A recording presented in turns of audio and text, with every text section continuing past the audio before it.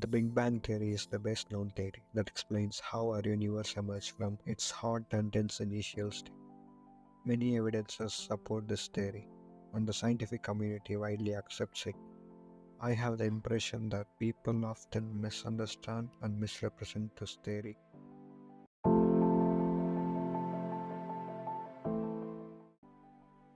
We know that space, time, and energy are the three components that make up the entire observable universe. It is a misconception that this theory explains the creation of the universe from nothing. This theory does not explain the origin of space, time, and energy. Another misconception is that people see the Big Bang as an explosion that happened at the center of the universe. The Big Bang is not an explosion that scattered particles into empty space. Rather, it is the expansion of space that took place literally everywhere in the universe.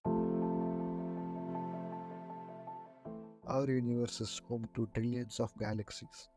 However, in the late 19th century, it was believed that the universe consisted only of the Milky Way. In 1919, scientists and engineers at Mount Wilson Observatory built a 100-inch telescope. It was the largest telescope of its time. This telescope also had extraordinary light gathering power. It allowed astronomers of the time to see beyond their universe. Henrietta Swan Leavitt, an American astronomer, discovered a method to find the distance of celestial bodies by comparing the luminosity of stars with their apparent brightness. The apparent brightness of a star depends on its discharge. The luminosity is the absolute measure of electromagnetic radiations emitted by stars per unit time. Astronomers can determine the luminosity of some type of stars.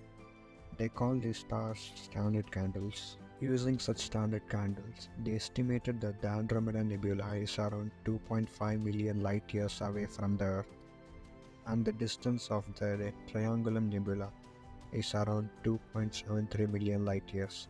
For comparison, the diameter of the Milky Way galaxy is close to 100,000 light years. Astronomers therefore came to the conclusion that these nebulae were too far to belong to the Milky Way. I would say that this discovery literally changed the definition of the universe at that time. In fact, now scientists have identified the Andromeda and Triangulum as galaxies. In 1912, the American astronomer Westo Melvin Slipher used infrared spectroscope to study the composition of stars and planets. The chemical composition of stars in the universe is almost identical.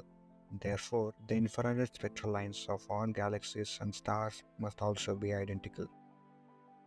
When Slipher observed the spectral lines of the distant galaxies, they showed the same pattern as those of the stars in our galaxy. However, there was a slight shift in the spectral lines. In simple words, the frequency of the light from the galaxies was slightly lower than the expected value. This shift in the spectrum is known as the redshift of the galaxies.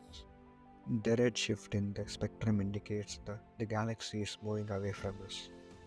Red light has the longest wavelength in the visible spectrum. When a celestial body moves away from us, it appears to have a longer wavelength. Thus, its frequency decreases. Based on the difference in frequency, astronomers can estimate the speed at which the galaxy is moving away from us. In this way, they measure the speed of the various galaxies. A fascinating pattern caught the attention of the astronomers when they related the velocity of galaxies to their distance. Hubble's law relates the distance of the galaxies with its velocity. It is one of the irrefutable proofs of the Big Bang theory.